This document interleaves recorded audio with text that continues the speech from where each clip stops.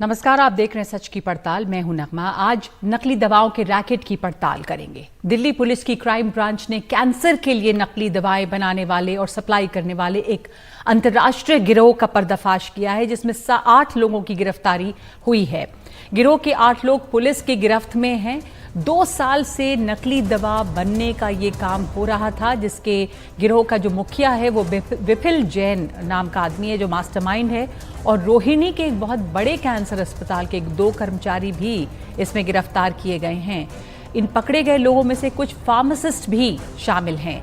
बड़ी तादाद में बड़ी ब्रांड की कंपनियों की नकली दवाएं बरामद की गई हैं।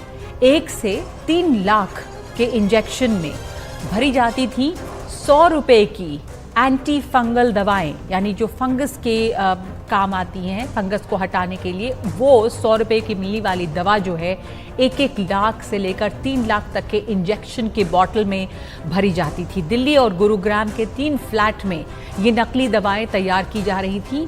इस गैंग ने अब तक 7,000 से ज़्यादा के इंजेक्शन बेचे हैं।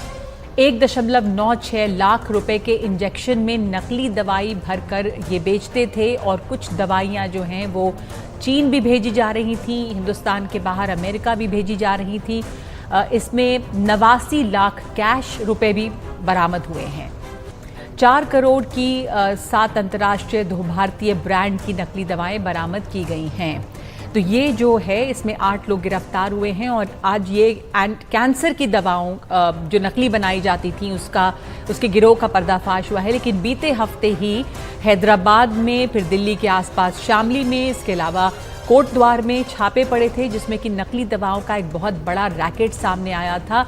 और यहाँ पर जो नकली दवाएं बन रही थी उनमें आम पेन किलर से लेकर ब्लड प्रेशर की जो आम दवाएं होती हैं, डायबिटीज़ की जो आम दवाएं होती हैं, वो सब नकली पाई गई, जिनमें मिलावट पाई गई। किसी में चौक, किसी में स्टार्च। तो मौत का ये कारोबार जारी है। हमारे साथ बात करने के लिए मौजूद हैं इस पर कैलाश गुप्ता जी, जो अध्यक्ष हैं AICDF के, और डॉक्टर अंशुमान कुमार हैं, डायरेक्टर हैं C3 health care Delhi. Doctor Anshuman Kumar, ये कैंसर की भी दवाएं, जानलेवा बीमारी, किस तरह से दूर दराज से लोग दिल्ली आ रहे हैं कम से कम इलाज के लिए, और इसमें 1 लाख से 3 लाख के इंजेक्शन में एंटी फंगल दवाएं, इसका नुकसान सबसे पहले, एक तो जाहिर है कि फायदा कुछ नहीं होगा, लेकिन इस तरह की दवाएं जब दी जा रही हैं कैंसर की मरीजों को, कैंसर की दवाएं बहुत महंगी होती हैं। जी, नगमा जी बिल्कुल सही फरमाया। उसके पहले कुछ चीजें दर्शकों के लिए मैं क्लियर कर लूं कि नकली दवाएं हिंदी में तो एक ही है, जाली या नकली दवा। 2 मेडिसिन होती है, fake medicine and counterfeit medicine. जो ये दवा पकड़ी गई, जैसे कैंसर की दवा की जगह फ्लूकोनाजोल एंटी फंगल दवा डाली गई, इसको हम कहते हैं फेक मेडिसिन। मतलब चीज ही नहीं है जो होनी चाहिए। काउंटरफिट मेडिसिन मतलब पैकेजिंग लेवलिंग सेम होगी, लेकिन दवा की मात्रा नहीं होगी या पानी उसमें होगा, तो इसको कहते हैं काउंटरफिट मेडिसिन। आपको जानकर आश्चर्य होगा, पूरे विश्व में काउंटरफिट एंड फेक मेडिसिन का सबसे बड़ा सप्लायर भारत है। 75% भारत से दवा जाती है। सेकंड पे इजिप्ट है 7%, थर्ड पे चाइना है 6% सप्लायर में। भारत के मार्केट में आप सोचिए 20 बिलियन US$ का मार्केट है भारत का, अपना दवाइयों का। इसमें 5 बिलियन नकली दवा है। तो ये जो दवाएं हैं वो ज्यादातर काउंटरफीट और फेक मेडिसिन जो हैं हिंदुस्तान के बाहर जा रही है। हिंदुस्तान के अंदर इस 5 लाख ये जो कारोबार है, हिंदुस्तान के अंदर भी बहुत बड़ी तादाद में सप्लाई हो रही है। और जो बाहर जा रही है, बाहर तो कम से कम रेगुलेशंस काफी सख्त हैं, इसके बावजूद ये दवाएं, फेक दवाएं बाहर जा रही हैं।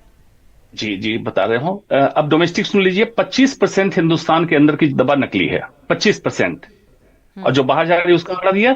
बाहर में कौन से कंट्री में जा रही है? CIS, Uzbekistan, Kyrgyzstan, Kazakhstan, African country, इन सब में, जहां पे सुविधाएं इतनी कम है, क्योंकि नकली दवा पर रखने के लिए एक लेबोरेटरी टेस्ट होती है जो बताता है कि इसके अंदर दवा असली है या नकली है, वो उनके पास है नहीं। आपने सुना होगा उज्बेकिस्तान में ही और जैम्बिया में कफ सिरप से कुछ बच्चे मरे थे, जिसमें इथिलीन ग्लाइकोल की मात्रा 21 गुना ज्यादा थी।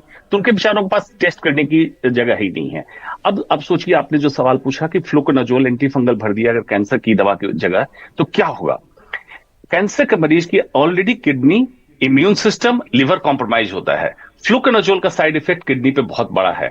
हो सकता है किडनी फेलियर से इस मरीज की जान चली जाए, मतलब ये जानलेवा है। अगर एक लाइन में कहूं कि इस कारोबार को क्या कहेंगे, ये मास मर्डर है।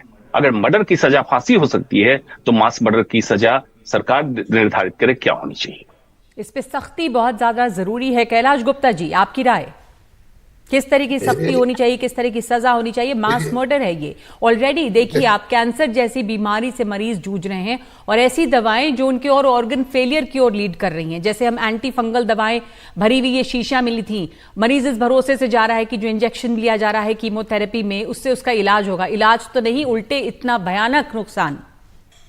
नगमा जी, सबसे बड़ी बात तो ये है कि एक तो जो ऑनलाइन ये बिजनेस चल पड़ा है, इससे दवा के बारे में कस्टमर को पता नहीं चलता है, क्योंकि उसकी आमने सामने 1-to-1 नहीं होती है। दूसरा, जो आपने बताया कि 2 फार्मासिस्ट भी पकड़े गए हैं, क्या होता है, ये जो दवा है ऑन्कोलॉजी डिपार्टमेंट के अंदर, ये स्पेशलिटी प्रोडक्ट्स है और इनके दाम जो एमआरपी होती है वो बहुत ज्यादा होती है। और जो बाजार में दवा मिलती है, मान लीजिए किसी की एमआरपी 1 लाख रुपया है, तो कंपनी वाले ही उस दवा को 20,000 रुपये में देते हैं और एक के साथ एक फ्री, इस तरह की स्कीम्स भी होती हैं।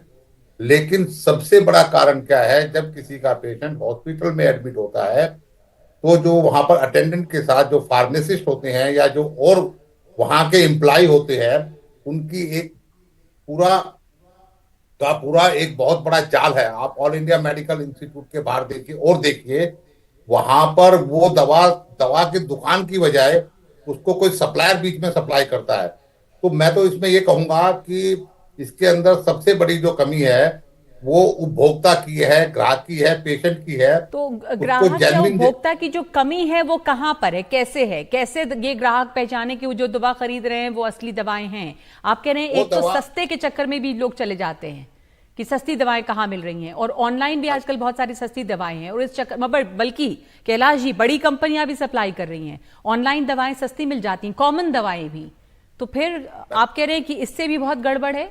कस्टमर्स कैसे इसमें चौकस हो सकते हैं? मैं रिटेल चेन चलाता हूं, मैं देखता हूं कस्टमर कहता है जी मुझे 25%, 30% मुझे डिस्काउंट आ रहा है, जबकि भारत सरकार का एक कानून है, शेड्यूल्ड ड्रग पे 8 और 16 मार्जिन है और नॉन शेड्यूल्ड ड्रग पे 10 और 20% का मार्जिन है। जब वो दवा उस कंपनी को या उस चेन को या उस रिटेलर को कॉस्ट भी नहीं पड़ती है और वो उससे ज्यादा डिस्काउंट देता है, तो इसका मतलब कहीं ना कहीं दाल में काला है। और कस्टमर एक देखता है कि मैं दवा लूं, उसका बिल ठीक है, उसके ऊपर जीएसटी है या नहीं है, बहुत सारी चीजें हैं। कस्टमर क्या है, इन सब चीजों को नहीं देखता। वो देखता है, मैं खुद कई बार काउंटर पे देखता हूं, जब मैं उसका दाम बताता हूं अपना मार्जिन रख के, तो वो उससे बहुत ऐसी दाम बताता है जिस रेट पे वो दवा हमको नहीं मिलती है। कैलाश जी, एक बात और, आप कह रहे हैं कि सस्ते के चक्कर में भी बहुत गड़बड़ हो रही है। कई बार हमने ये भी देखा है, डॉक्टर अंशुमान आपको भी इसमें जोड़ना चाहूंगी, कि जो खाली शीशियां होती हैं इंजेक्शन की या दवाओं की खाली, उसको ये भी कहा जाता है कि अगर आप वापस कर दें तो डिस्काउंट मिलेगा। ऐसा भी हो रहा है क्या? और ये भी एक बहुत बड़ी गड़बड़ है, ये नहीं करना चाहिए, क्योंकि इसमें भी आप देख रहे हैं कि इंजेक्शन की शीशियों में नकली दवाएं भरी गई, तो उनको डिस्पोज करना भी एक बड़ी रिस्पॉन्सिबिलिटी है कि ये अवेलेबल ना हो ऐसे। नगमा जी, इसके अंदर सबसे बड़ी बात डॉक्टर अंशुमन जी, आप कुछ दिखा भी रहे थे। हाँ, मैं इसीलिए दिखा रहा था कि देखिए, मैं एक अस्पताल का डायरेक्टर हूं, फिर भी एक खाली शीशी जब मैं लेके आऊं तो मेरे अकाउंट पे शीशी चढ़ाई गई है। कल सुबह मैं इसी प्रोग्राम के लिए लाया था, कल सुबह मैं जब वापस करूंगा तब मेरे अकाउंट से ही होगी, इस शीशी को डिस्कार्ड किया जाएगा। NABH, national accreditation board of hospital, कहता है महंगी दवाइयां, खास करके जो इस तरह कैंसर की दवाइयां हैं, इसकी अकाउंटेबिलिटी शीशियों की भी होनी चाहिए, और साथ में इसका जो कवर है ये जाता है जो स्पॉन्सर्ड कंपनी है, जो मरीज का इलाज अगर करा रही है, जैसे पैनल्स होते हैं, उनमें एविडेंस के तौर पे कि उनको दवा चली है और कंज्यूम हो गई है दवा, इसका फिर खाली वाइल का दुरुपयोग ना हो।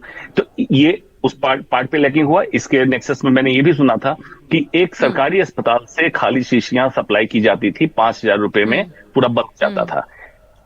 दूसरा, और जो होलसेल मार्केट से दवाएं लेते हैं, फिर वो डॉक्टर अंशुमन, वहां पर भी एक प्रॉब्लम आ रही है। और जैसा कैलाश जी बता रहे हैं, सस्ती दवाओं के चक्कर में भी मुश्किल है, लोग सस्ती दवाएं खरीदने के चक्कर में एक के साथ एक फ्री ऐसा लेना लगते हैं, और वहां पे भी ये नकली दवाओं का कारोबार बढ़ता है। नहीं, कैलाश जी ने दो अलग बातें कही। एक तो कही कि जो ऑनलाइन और सस्ती दवाएं मिलती है उसकी गुणवत्ता की कोई पहचान नहीं है, ये बिल्कुल सही है। लेकिन हाँ। कैंसर की दवाई में कैलाश जी ने कहा कि एमआरपी जो लिखा होता है, मैक्सिमम रिटेल प्राइस, वो बहुत ज्यादा होता है, प्रॉफिट मार्जिन बहुत है, साथ में एक के साथ एक फ्री। लेकिन ये बेनिफिट किसको मिलता है? फार्मेसी को मिल रहा है बेनिफिट। और ये बेनिफिट के चक्कर में नकली दवा बनी। अब पता चला 1,96,000 उस पे एमआरपी है, एक के साथ एक फ्री मिल गई, तो मतलब आप रखिए 4 लाख की दवा, आप 100 रुपए की नकली दवा भर के उसमें 4 लाख कमा रहे हैं। ये अट्रैक्ट कर रहा है। इस पे बार बार मैंने सवाल उठाया है कि महंगी दवाओं पे MRP, drug price control authority जो ministry of chemical and fertiliser के अंदर है, जी। उसके काबू में है। तो इतनी मार्जिन रखी क्यों जाती है? मार्जिन को कंट्रोल करें, कैपिंग करें। और all medicine are essential medicine, 492 पे कैपिंग हुई, बाकी मेडिसिन अभी भी कैंसर की ओपन मार्केट जी। में है, उसमें जो भी जी। मर्जी है। जी जी।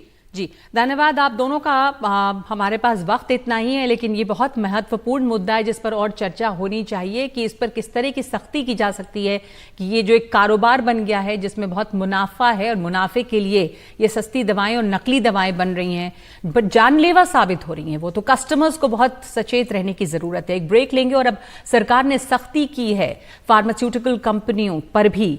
ब्रेक के बाद आपको दिखाएंगे कि क्या है वो गाइडलाइंस।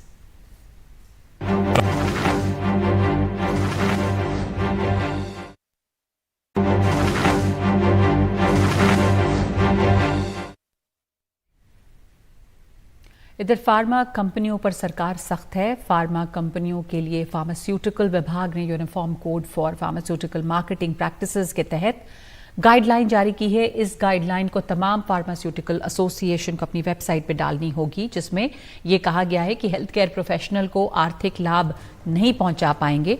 परिवार के सदस्यों को लेकर भी कई तरह की पाबंदी है।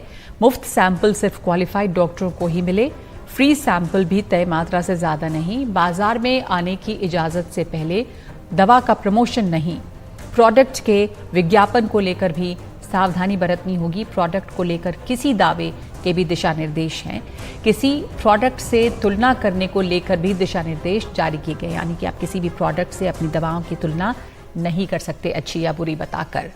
तो इस वक्त सच की पड़ताल में इतना ही। नमस्कार।